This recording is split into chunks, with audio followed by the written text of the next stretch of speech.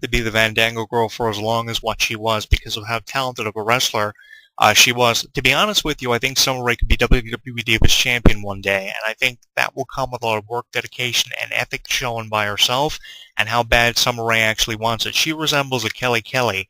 To me, in my opinion, because in 2008, 2009, Kelly Kelly was one of the more improved divas of the year, and by 2011, she got one Divas Championship reign, which she could have been given more of and a longer reign to actually enjoy than what she was. How long was she champion for? About 4 months? Yeah, 4 months is how long Kelly Kelly was champion, and the bulk of her title defenses were against the likes of Brie Bella and Beth Phoenix. She had one title defense against Brie Bella at the Money in the Bank pay-per-view, and the fallout of her winning the title from the former champion at the time, Brie Bella, when she was actually the Bella twin that was being pushed out of the two, Brie and Nikki. And then she had three pay-per-view defenses against Beth Phoenix, one at SummerSlam, which was phenomenal, and the Hell in a Cell pay-per-view, where she actually lost the title because of Natalya hitting her in the head with a microphone. Although it was a short reign, at least it stood out, which is why I think a second or a third reign could have been given to Kelly Kelly, because she stayed with WWE for over a year before she made the decision to break away from WWE and under contractual obligations with the company. And I think in that year she chose to remain with WWE. They could have gave her at least a second or a third reign to send her out as one of the best Divas champions we had seen in years. And that's why I think Summer Rae kind of puts me in mind of her, because she's just kind of there right now trying to develop her skills. Obviously, she's not one of the more impressive divas we have seen come through the doors of WWE in the last 6 months, in the last year and a half.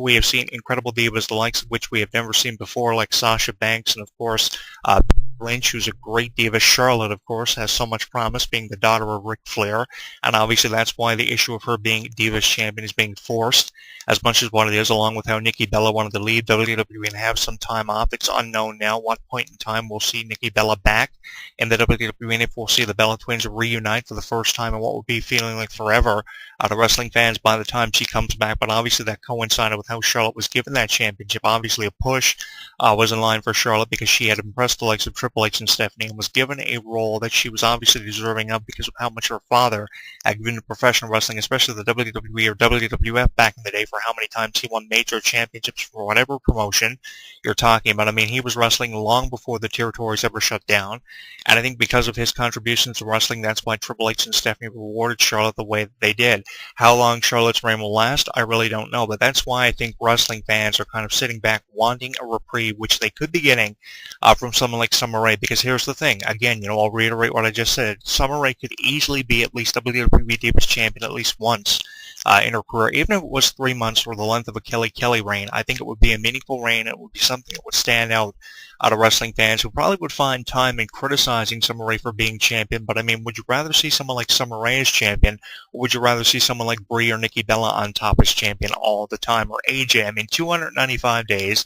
As impressive as that was, it was the same thing over and over with AJ's reign. Yes, it may have been 295 days, the longest, Maurice's 216-day reign as Divas champion, but the thing is, it was the same challengers for AJ. There was always a way for AJ to win, and if it wasn't a one-on-one match, it was a triple threat. If it wasn't a triple threat, it was a fatal four-way match. Month after month, the pay-per-views where AJ originally would defend the championship rather than defending it on TV before she dropped it a page that ended for WrestleMania 30, and she left for 2 months and returned and won the title 2 other times, making it 3 total reigns for her as Divas champion. The thing was, it was the same thing reiterated all the time to Maurice's 216-day reign as champion. Yes, AJ beat it by a couple of months and established herself as being the CM Punk of the Divas division, obviously with a 295-day reign under her belt. But it was the same thing always forced. That issue was constantly reiterated of how AJ was the best. Nobody could beat AJ's reign of 295 days before Paige came in and introduced herself as the new Divas champion in her very first match. And how long did she have the title? 2 months before AJ came back and took the title back off her. And then what we saw then was them jockeying back and forth as Divas champions for opportunities at the championship. If it wasn't AJ being champion, it was Paige. If it wasn't Paige, it was AJ. Back and forth, back and forth, back and forth. When AJ returned, she got 2 additional reigns, making a total of 3, and then she was never heard from again. She announced her retirement on Twitter, which I found utterly disgusting and very unprofessional, when she should have came out on the microphone after being the longest reigning Divas champion ever of 295 days and said goodbye to wrestling fans that way. Thank you for everything. But she chose to go to Twitter and announce her retirement that way. I mean, come on, they should never sign AJ again, in my opinion, but obviously they're going to have something to do with AJ in the future because of how wrestling fans will remember her, and now they're trying to recreate a diva like AJ with the likes of Charlotte and Sasha Banks, which obviously they're going to do, because if you notice anything about the Sasha Banks character is fans want to see more of Sasha Banks, kind of like how I want to see more of Summer Rae. We could be chanting Summer Rae just as much as what we're chanting Sasha Banks from my perspective as a wrestling fan. And it may sound like I'm choosing to play favorites with Summer Rae and play the proverbial favorite card, but the thing is, Summer Rae's talent cannot be underutilized or undermined for far much longer before wrestling fans realize the same thing I do. You have an incredible flock of divas coming into WWE, especially an international flavor, brought to the Divas division with all these international divas with the likes of Sasha Banks and Paige, who bring so much talent and internationality to the Divas division, along with Becky Lynch too from Ireland.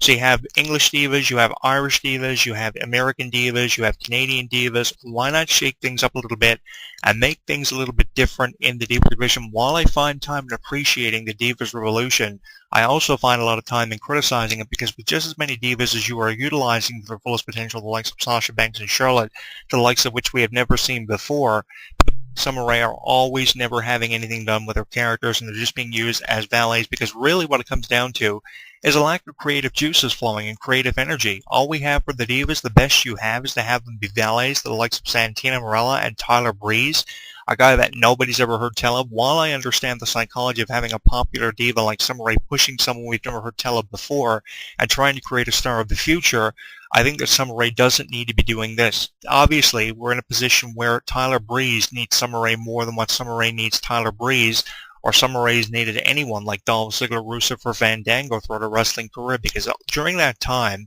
she was a valet. What's really heartbreaking to me is Summer Rae could be doing something far more potentiality-wise with her character and her career. During all that time she was a valet, that's just lost time, in my opinion. And when Summer Rae starts finally being pushed by WWE, which may not happen until 2016, 2017, probably not even until 2018, we may not see her be Divas Champion. What's really heartbreaking is all she's really going to be doing and looked at for doing is making up for lost time in the WWE, because what else is she really going to be doing other than making up for lost time when fans have criticized her so much for being a valet for as long as what she has been? I mean, a lot of wrestling fans love Summer Rae, obviously from the chance Summer Rae receives, no matter who she's in the corner of or who she's wrestling. Obviously fans have responded to Summer Rae in a very positive way, and they've accepted Summer Rae from NXT because they remember her as a ring announcer on NXT, and I was really proud of Summer Rae when I saw her turn on Paige the way she did and debuted as a wrestler, unveiling herself as actually more than being a pretty face on a microphone, doing the ring introduction, saying the following contest is scheduled from one fall, week in and week out. I was really proud of her for doing that and turning a corner in her career, because I really thought she was really going to shine through and become one of the far more fullest potential breakout stars in the way of divas on NXT. And when she finally debuted in WWE, I said, you know, this is when things are going to start to change. This is when the complexity of WWE's Divas division is going to be looked at in a far more potentiality way than what it ever was before. And if the complexion has ever changed with the Divas division, it definitely has come a long way. What a difference 10 years has made. We've come all the way from divas like Trish Stratus, Victoria, and Jazz, all the way to people like Sasha Banks, who reminds me of Jazz for just how tough she is, and Charlotte, and Becky Lynch, and obviously someone like Summer Rae. What a difference 10 years has made. But again, you know, I'm going to continue to force this issue of how Summer Rae does not need to be a valet for the likes of someone like Tyler Breeze or Dolph Ziggler. I mean, how does a feud between Tyler Breeze and Dolph Ziggler really stand out in the minds of a lot of wrestling fans? Obviously, the ones who don't understand psychology are going to buy into the idea of how Dolph Ziggler hates Tyler Breeze, and how Tyler Breeze can't stand Dolph Ziggler, and obviously how Summer Rae is in the center of attention of all this. She's obviously the center of attention because that's who they are competing for the infatuation of, because Summer Rae, of course, obviously was turned down by Dolph Ziggler, or Dolph Ziggler was turned down by Summer Rae, however it went. Obviously, she's the center of attention with all this. She's the apple of the eyes of people like Tyler Breeze and Dolph Ziggler, with Summer Rae allowing now she's found a new man in Tyler Breeze. I wonder how ridiculous she actually thinks the script is of her being the valet of Tyler Breeze actually is, which is why it can be reiterated all the time that Summer Rae can be used far more better than what she's being used now and treated far more better than what she is right now, because her treatment by WWE is absolutely ridiculous. It may not be looked that way outside of wrestling with how many roles she's been given for WWE films like in the Marine 4. Obviously, she's being treated far better outside of wrestling entertainment-wise, but when you talk about wrestling-wise, I mean, she could be getting far better treatment than what she is right now, especially with the numbers she received for the Marine 4, which were really impressive, by the way, for DVD and Blu-ray sales of the Marine 4. I mean, it was one of the more successful Marine movies of the definitely 4 that were released, and I think that because of just how much success she had outside of WWE with several projects, she's obviously going to be a huge influence with this Tap Out thing coming out in 2016 and probably other series of Total Divas in the future. With how much of a reality star she was and how much of a movie star she was, I think that WWE should be rewarding Summer Rae for the numbers that they gave her, or gave WWE rather, for reality shows and movies, but they're not choosing to do that, again, because they don't have as much faith in Summer Rae as much as what they do with Sasha Banks or a Bella Twin or an Alicia Fox or a Charlotte or a Becky Lynch, because of how much internationally they bring to the Divas division, making it come full circle. And I think Summer Rae can do the same thing that a Charlotte is doing right now as champion. Maybe not in the way of a more lengthier reign, but obviously a reign that would stand out because fans will be talking about it more than what they are Charlotte. Yes, Charlotte is receiving a significant amount of conversation throughout Facebook, Twitter, and YouTube, but the thing is, someone like Summer Rae would be getting far more conversation and topics thrown her way on Twitter and Facebook, because it would be more interesting, obviously, if someone like Summer Rae, someone who you wouldn't expect to be crowned Divas champion, more so than someone like Charlotte, because it's way too obvious that someone like Charlotte is going to be champion. Just as soon as you lay eyes on her for the first time, it's obvious she's a chosen champion and a favorite of Triple H and Stephanie. I mean, who out there didn't believe or buy into the idea that she would be champion one day and she was an obvious favorite of someone like a Triple H, a Vince McMahon, or a Stephanie? I mean, obviously everybody knew she was the hand-chosen favorite, as Seth Rollins was the hand-chosen favorite to be champion of the Authority. And when you're a hand-chosen favorite, you're kind of just handed everything. When you have so many incredible divas who are working so hard to prove themselves and to be given that proverbial brass ring, and that's something that Summer Rae really needs to be given a chance to reach up and grab.